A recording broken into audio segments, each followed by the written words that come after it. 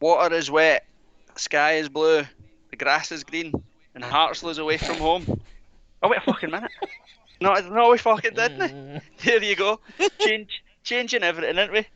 What a result. HMS pissed the league. It is set sail. Just call it now. Might as well. It's only fair, I innit? think so. I've heard Aye. there's a pandemic on and there's some COVID kicking about, and well, we may as well just stop it now. Just might as well, man. Just might as well. Absolute end it now. Well, there we go, boys. If Shanks was here, he'd probably just sit like this for the rest of the broadcast. Did he do that last week? I can't remember him doing that, but because everybody was smashed Oh, last that's week. true, But I yeah. pretty much, the only sober person on the pod was messaging yous on our private chat, being like, "Go and put your hands down. Go and stick your arms down." brilliant. Oh well, there we go. And it's copy and paste what we did last week as well, because for long periods of that game we were pretty shite, but still won. So you can't Take complain it. with that. Exactly. Kev, What was- thoughts on that?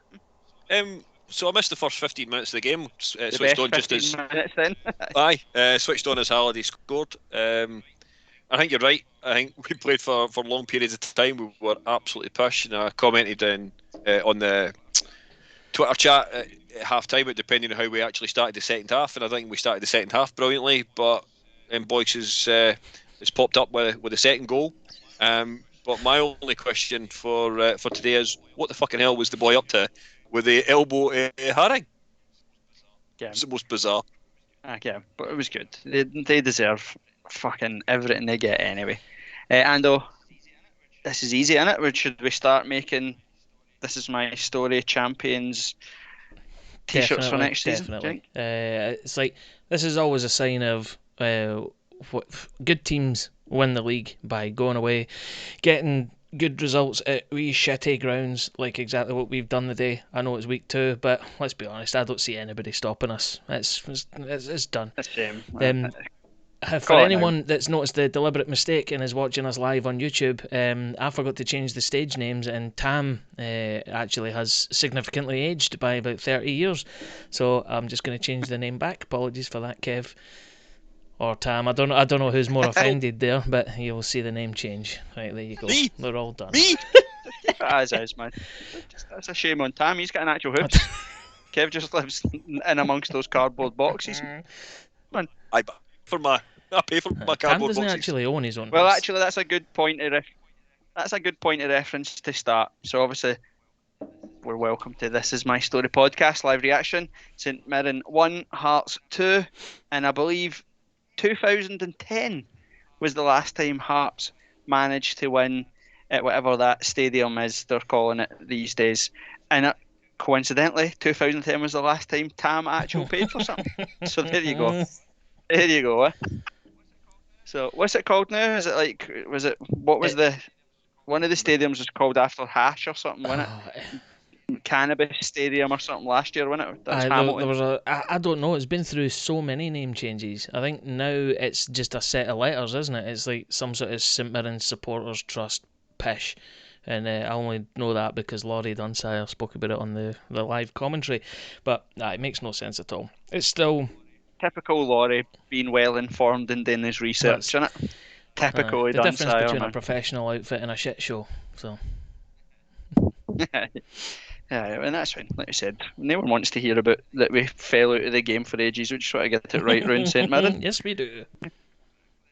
Exactly, that is exactly what it is. Because for some strange reason, they think that we actually keep them as irrelevance. They're just an absolute tin pot club. I just put on Twitter before we came on to say that for all last season and this pre-season and the start of whatever, everybody's talked about, oh, St Mirren are a good side and Jim Goodwin's a good manager. If St Mirren are a top side in this league, the league is fucked because they are shite.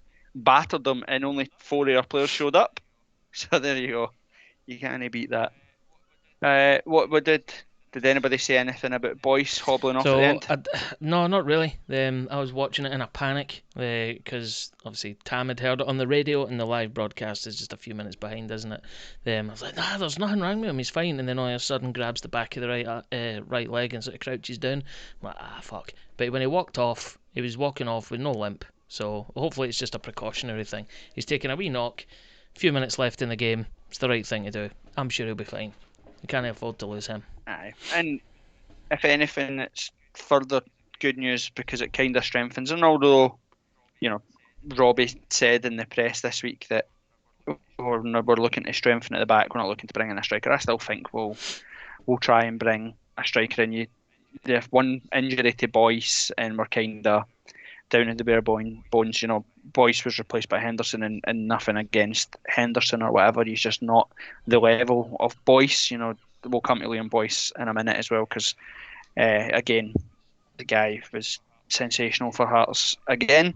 But aye, so hopefully we'll get a wee dig in the transfer market this week as well. And remember, we're the same. We bite as well, but remember, managers say things in the press, stupid things like Demure and Roberts have a future at Hearts, and we told them today that they can leave. We've told Popescu that he can leave as well. These things get said in public, but what happens behind closed doors is a pure different matter. So I'd be shocked if we don't bring in a striker. So might as well start for the start. So obviously there was a game on before us.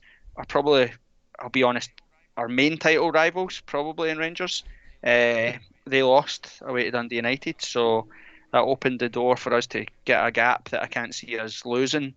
So I think that G'd up the team, didn't it? Just to know that straight away we'd assert our dominance on this league and stay and put ourselves where we want to remain for the rest of the league. Exactly that. I think we've set a precedent now. 2 wins, 2 games. I can't see where we would really sort of trip ourselves up. The only thing is you slightly worry about maybe just the mentality sometimes. Just keep it going.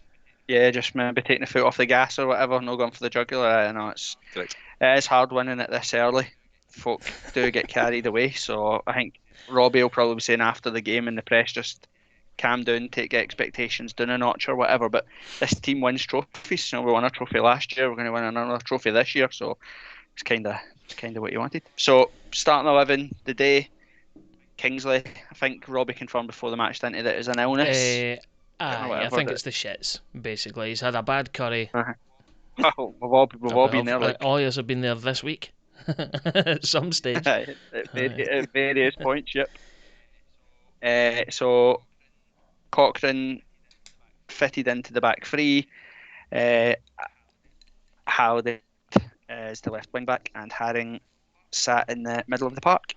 Which again, to be honest with you, when you see it on paper, I'm happy with that squad. I'm happy with the moving around. I think again it does kind of highlight a little bit of that we do need some defensive cover. But to be honest, again we'll talk about players like we did last week. We highlighted Suter and Boyce and Gordon for being sensational against Celtic. I thought the guy that we're talking about, a guy that Hearts fans seem to batter constant, is Andy Halliday. I thought Andy Halliday would never put a foot wrong today, to be honest with you.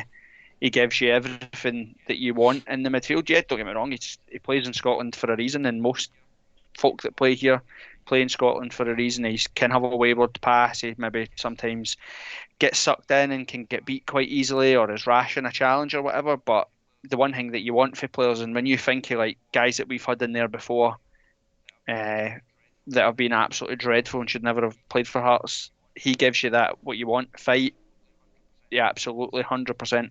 Seems like he gets it. He understands what it is. In the night, we're going to be watching him down in pints at his fucking trainer. So absolutely superb. It's absolutely fantastic, and I'm actually looking forward to it just to see how much trouble he can get himself into.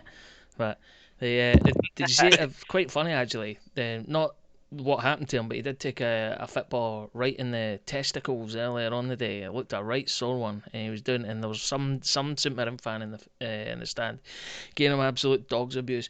And he got up and he just said something back, but Dunsire was talking over the top of it, so we couldn't see what it was. But got a bit of a laugh. That's what I like. Like somebody that's got a bit of attitude and a bit of swagger about him. But and to your point, he never put a foot wrong today. And I think back to Mallory Martin in the derby at Easter Road, picking up Hibs players and patting them on the back. You think, what you doing, man? Absolute jobby. But anyway, so started again with the 3-4-3 that I think I'm delighted to see. Yes, it's got limitations. You can see things there where, again, there's a bit where it's got its weaknesses, but then every formation does. But I think this still suits Hearts the best. So Gordon and goal. We had a back three of Cochrane, Suter, and Halkett. Wing backs were Smith and Halliday. In the middle of the park was Benny and Haring, and then up front was Janelli, Boyce, and GMS. And to be honest with you, the first 20, 25 minutes, we absolutely dominated the game. They couldn't get near us, passing, moving, Boyce, Janelli, GMS finding space without, ultimately not doing much in terms of, getting to the byline or whatever, but still working hard, creating spaces. We were dominating. And again, a weird thing, a bit like last week as well, is the goal kind of knocked us, didn't it? It kind of took us out of rhythm a wee tiny bit. Halliday spoke about it this week on Open Goal about, you get the goal and then suddenly you've got something to hold on to. So the mindset kind of shifts a little bit. And for the remainder of that half, we were a bit at sea. We were all kind of all over the place and looking to sort of hit in the counter attack. But those first 20, 25 minutes, I thought we played very well. Agreed. You can see from Yeah. from the get go, St Mirren were trying to press us, and when we went 1-0 up, just to complement your point, they kind of ramped that up a little bit, so we kind of fell out of the game at that point. But that was almost to be expected. You could see that was going to happen because we know it's Hearts, and that's exactly what does happen. But I think on balance, first half played pretty well. Agreed. And again, I think, look, we're all going to be in the same boat this year as well, in terms of, and this is where I'd like folk, Hearts fans or whatever, to differentiate between what it was like last season to what it's going to be like this season. When we say managing football matches, we shouldn't have to manage a 1-0 win against Queen of the South. We shouldn't have to change your side to hold on to a 1-0 against Queen of the South. We should be able to make changes and go score 2 and 3 and all that sort of stuff. That's different, and that's why fans last year were rightly a bit annoyed about our mentality. We would drop a bit deeper, we would look like we were happy with what we had, and inevitably, it doesn't matter whether you're playing Dog and Duck FC or you're playing a good team, they'll get a chance. Every team gets a chance. Do you know what I mean? So you put yourself in that unnecessary pressure when we are good enough, and we should have been good enough to make changes to go and press the game and dictate it the way we want. That's totally different in this league now, because I know we just had a laugh and a joke about St Mirren and all that sort of stuff, but the standard's better. The standard is much better. We're playing playing against St Mirren, team that beat Rangers last year. They won at Celtic Park last year. They've actually got some semi decent players that can hurt you. When we say Hearts have to manage the game, that's exactly what Hearts did. Yeah, fair enough. There was some squeaky bum moments in the first half or whatever, but I thought generally, as much as we weren't at our fluid best, it would be from the opening 20, 25 minutes. We still managed the game well. I think they were shooting from distance and a couple of set pieces that caused us a bit of bother, but they never really got in behind us, and they never really caused us huge amounts of threat from, like you said, Ando, that press that they had. So that was really pleasing for me today, was the fact that we actually managed the game pretty well. Do you know what I mean? Like, don't get me wrong, if they score and it goes to each or they win 3-2, then we're raging. We're saying, oh, fucking dick, can't manage games, but we won and it made a difference. There are loads of opportunities as well, and I know we're talking the positives just now, and we'll probably come on to the negatives next year when it matters, but there's only just a couple of wee bits, which was that our final ball, whether it be a cross or a straightforward pass in the final third, it was a bit off the mark today, I thought, for the most part. And you think the team's getting into good positions. If the final ball had just been spot on, we'd have blown them away today, and it wouldn't have been a case of like having a squeaky bum last 3 or 4 minutes. But again, nobody's perfect. And you look at it. But you look at last year, Kev, we won. Loads of our frustration was coming is that we were playing lesser opponents, and sometimes we weren't even getting into those positions. Do you know what I mean? We were just side to side and side and front, back and forth along the sort of middle third of the ground. We weren't getting past, or we weren't trying to make decisive passes and that. So again, you can kind of forgive today that at least we're trying the sort of more positive passes, aren't we? I think you're right, and I think that comes down to the setup. I think the fact that we're actually now having that back three rather than, as a lot of times we did have last year, we had the back four, then that two. And I said it last year, we didn't have that creative player last year that could actually break open a team that would usually sit with an 8-man defence. Now teams are coming out. Teams feel they can play against us. Fine, great. But the setup of that 3 at the back, then that sort of 5 in midfield, depending on how the GMS plays or how Gino plays or whatever, can actually mean a hell of a lot more. And then you're right. The thing that I wouldn't say worried me, but the thing that concerned me a little bit was sometimes the actual set pieces that St Mirren actually had today. There was a couple that went. I felt that Craig had them covered, but had somebody actually beaten Suter to a header or beaten Halkett to the header, could have put us under a hell of a lot more pressure. Actually, I've just caught. Did you just reference Halkett as Craig, like you were mates? Mate, don't. You've just stolen my thunder. I'm writing it down to come back to him and say, Kev has just said Craig like he's his pal. What? It's written down here. I'm like, Kev, man, I've told you before. Just use this platform to try and score free, baby. Actually, that probably seems like a good segue because we've had a comment in the live stream chat from here we go. someone called Alistair Crookshanks. Kev patched the rum? Question mark.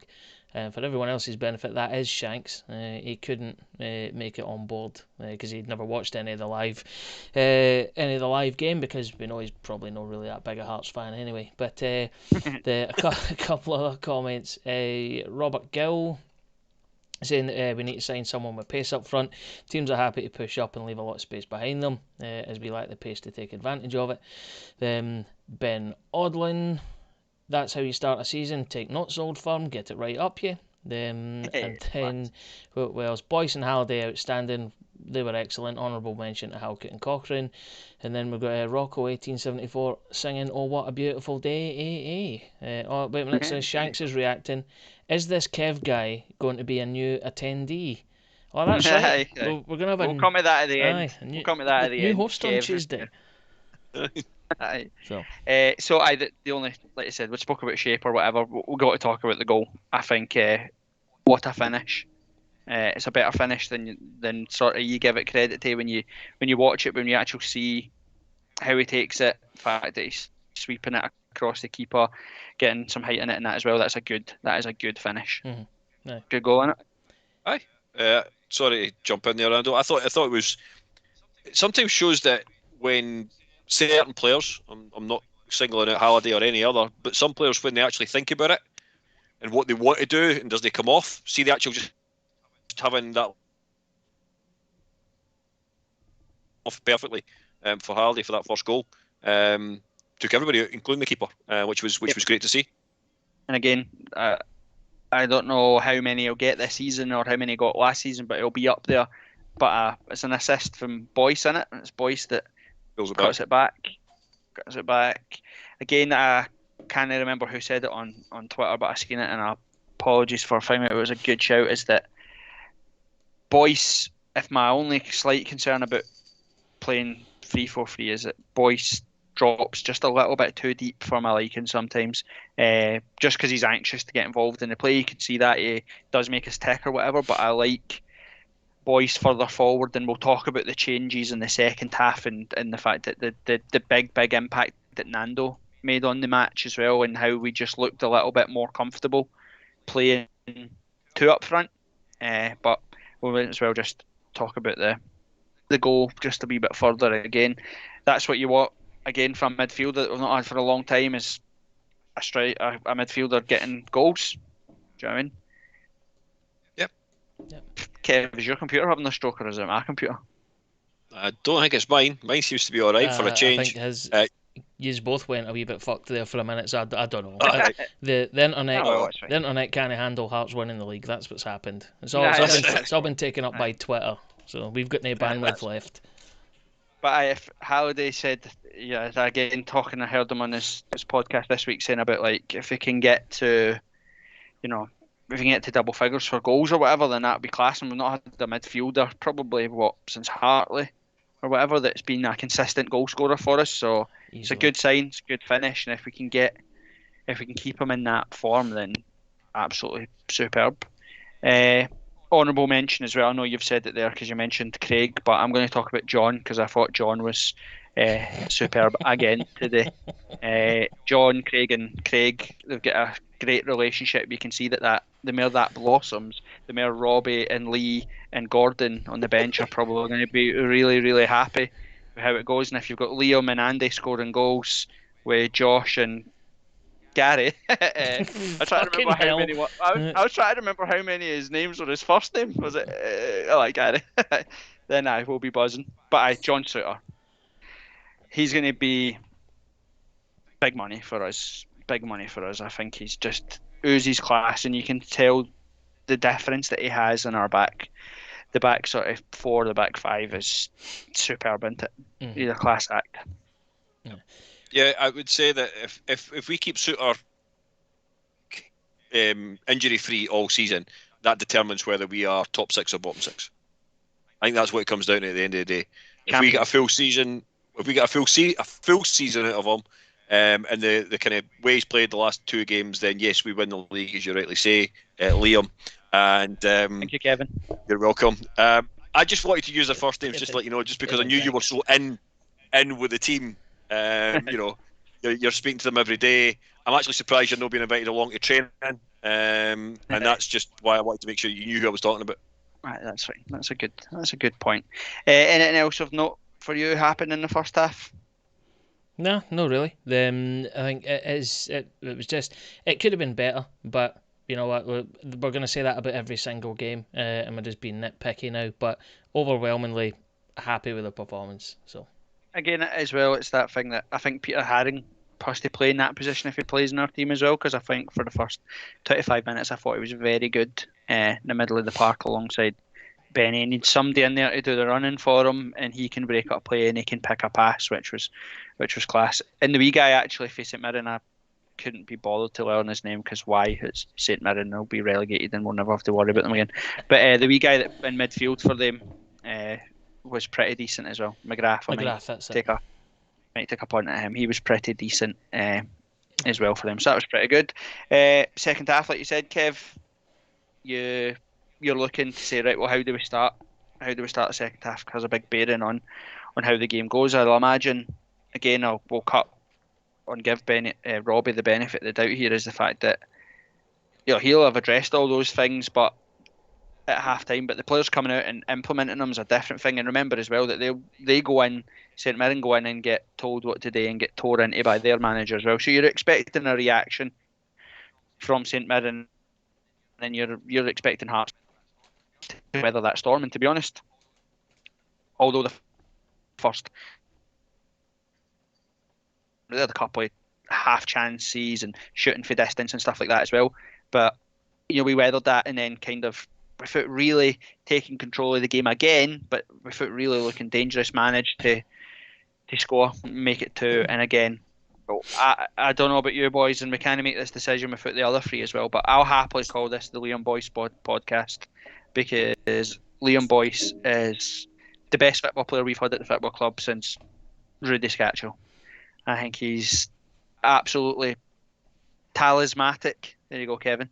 In terms of how he is for us, he is pivotal to everything good about Hearts. His goals, nothing comes from nothing. Do you know what I mean? It's a pass, takes a touch, takes it inside, drills it bottom corner. Yeah, you can say goalkeeper maybe do a bit better, but who cares? That's their problem, not our problem. He just adds something that we haven't had for a very long time in terms of a striker.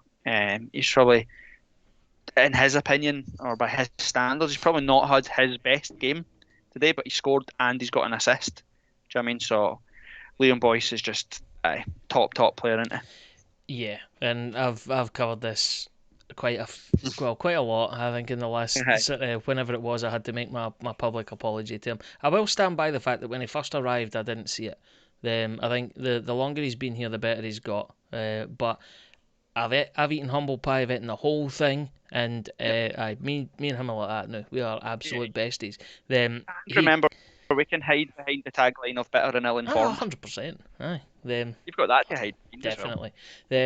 He covered every blade of grass today, and I thought he was superb. It was Paisley. Superb. And see, the thing is, he's consistently good. It's not just a once-off or every now and again. Every single game he's played this season that I've seen, he's done exactly the same thing. So he's set that standard. If he carries on like that for the rest of the season, exactly. We're never keeping a hold of him at the end of the season. He'll go for money. That's the good thing, is it's his standard, and it's a bit like John Souttar as well. And a bit Mikey Smith's had this for the whole time he's been at Hearts, is that his 7 is loads of other people's 10. Yeah. Do you know what I mean? And he never drops below that 7. And if a Boyce has knocked in a 7, it's probably been a 10 for every other striker, a 27 for Cole Stockton and the Chris John Duttons that we've had. Do you know what I mean? Like that's what we're talking about. So, Liam Boyce is top. And again, in a game where I don't think Josh Ginnelly or Gary Mackay-Steven really had great games, if I'm being honest with you. They're isolated at times. They weren't getting into their opponent, or they weren't winning their one-on-ones or getting by folk. And we've still won, and Boyce has still got a goal as well. So that's a positive all round, isn't it? Definitely. Too true. And Too true. thing is, though, you look forward to our next match. Is it against Celtic away next Sunday? Aye. But I know we'll cover that shortly. Or we'll probably leave that to Tuesday, I think. Well, we can cover it at the end as well, because we'll set that up at the end, but we'll touch on it briefly as well. That was pretty much it in terms of, it looked like we'd just see at the game normal football club patter, but not Heart of Midlothian. We have to fall asleep at a set play and they get a goal back. They make it. Our arses are already on tenterhooks here. All week, man, we've been struggling. So I'll watch the remainder of the match from the toilet. But like you said, Kev, all that pressure's kind of released with God knows what that guy's doing. I've not got a clue. What's he up to, man? It was the fact that the actual even the cameras actually missed it. It was they had to go back and watch it again to understand what the hell had actually happened. And it's not like Haring actually steps into the boy's his run or anything like that. He just runs up and just elbows him. Like the most bizarre, especially when you've got your team back into it. Do you know what I mean? Yeah. They've still had just still 5 minutes of normal time plus injury. So you're probably looking at 5 or 10 minutes. You knew perfectly well. You're playing Hearts. We're always going to give you at least one chance in the last 10 minutes of a game. But to do that was just a bit mental. If it had been a Hearts player, I'd be raging. And to be honest, as much as it was pain at the time, I like that. Give them a wee bit of hope and then watch their tears come flooding it when they lose anyway. That's what I want. Rope them in and then get it right up them at the end. That's what we want. And to be fair, we missed. Was it Mikey Smith? Do we miss a chance towards about a couple of minutes to go? Do we not have a half decent chance? Yeah, over on the right hand side. Yep. That Keeper made a good block. Otherwise, that's it. So home and hosed. I think before they scored, McInnes hit the outside of the Yeah, post. he hit a belter, didn't he? That was a decent shot, like. And then that's a good point, Kev. Professional segue, I like that.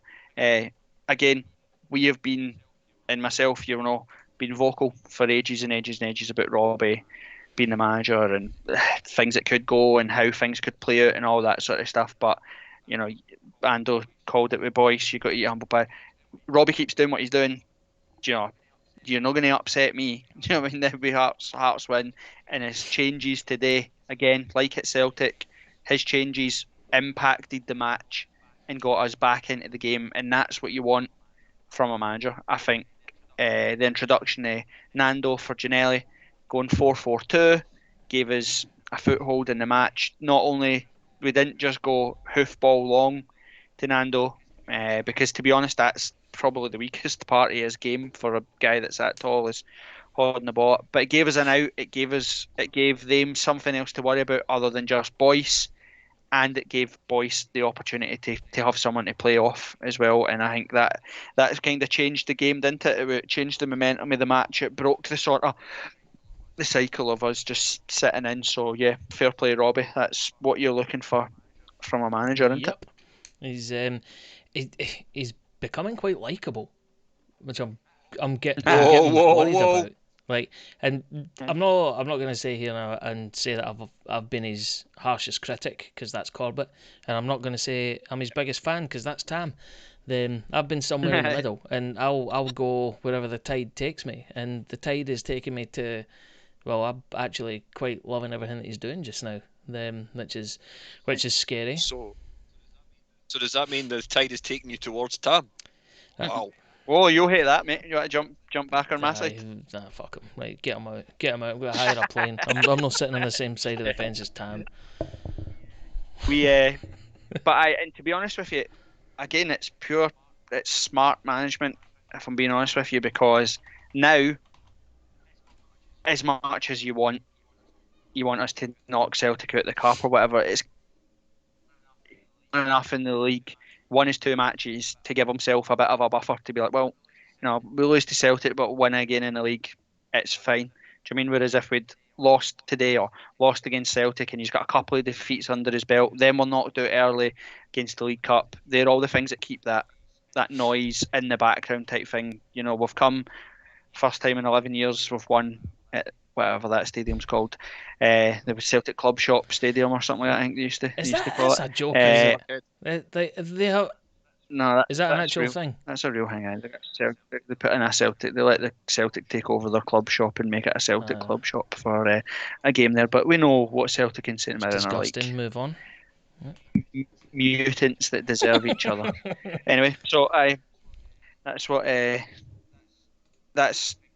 I think he's given himself a bit of leeway.